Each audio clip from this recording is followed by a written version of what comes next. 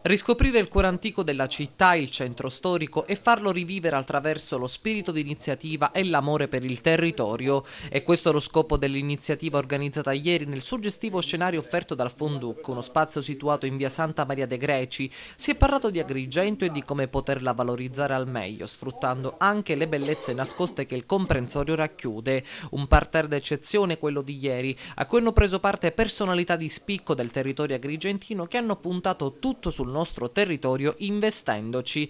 L'evento organizzato nel centro storico prende le mosse dall'iniziativa nazionale intitolata Settimana della Bellezza. Noi riteniamo appunto che non solo ad Agrigento ci siano delle città invisibili, che sono invisibili non solo ai visitatori, ai turisti, ma che molto probabilmente sono invisibili anche a noi stessi che le abitiamo e che non ci rendiamo conto realmente di tutto quello che la nostra città contiene.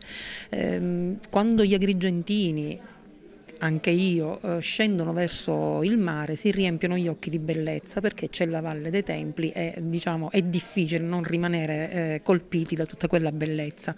Lo stesso non si può dire quando si fa il percorso inverso, perché purtroppo rientrando dal mare verso la città, le bellezze che la città custodisce, che ci sono, che questo centro storico ha, purtroppo sono diciamo, nascoste dalla quinta dei palazzacci che sono sorti in maniera disordinata, in maniera scellerata, oserei dire, attorno al centro storico.